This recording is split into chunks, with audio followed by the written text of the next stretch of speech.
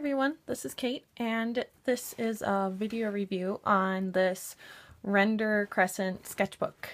So here's the sketchbook. I'm not quite sure if it's all fitting in the frame, but this is I think it's an 8x10 sketchbook, and it's black. It's spiral bound, and the paper in here is their, I think they call it no see-through paper. It's a pretty heavyweight paper. I'd say about 80 pounds, and it does have a little bit of texture on it. It doesn't have that much texture. You wouldn't want to use soft pastels on here and expect it to grip the pastels, but the main excitement about this sketchbook is that if you draw or paint or use mixed media on one side of the paper, it's not going to show through to the other side. So I'm going to show you and see how it looks on the paper. The paper is very bright white. It's not like an off-white color. This is a really good paper to use pen and ink on. At least I think, because I like using pen and ink on bright white paper. So if you're a pen and ink artist, you may like this. Also, if you use markers like Copic or Prismacolor markers, this paper holds up really well to them. So I'm going to show you on these three chibi characters right here. I drew these in Prismacolor marker, and then they're outlined with micron pens. And on the other side, you can't see at all any Prismacolor markers. So yeah, this would be good if you were an artist who liked to use markers. This would be a good sketchbook for you. And I think the price point on this was like 15 bucks. I don't know if that's more or less than other kinds of paper of this quality, but just so you know. When we get to the watercolor paintings that are right here, you can see that there's some warping on the page. Like, try to make that closer so you can see it. But yep, so there's some warping on this page.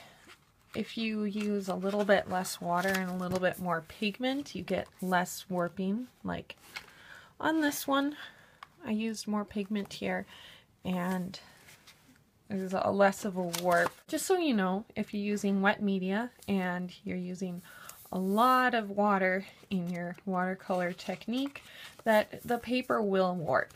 But again, it doesn't show through to the other side. Like you can see, none of this is going to show through to this side. It's just going to be a big, huge warp fest if you use a lot of water. Just going to go through here.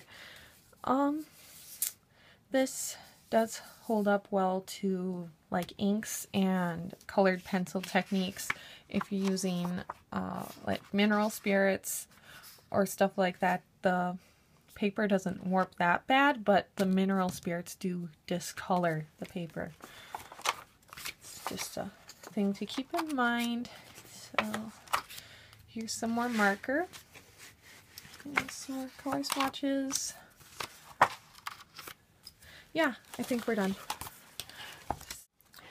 And looking at the sketchbook, big picture, I think that this sketchbook would be most suitable for somebody who does a lot of marker work, because the marker doesn't affect the pages at all. They stay really bright, and the background is really white and doesn't show through.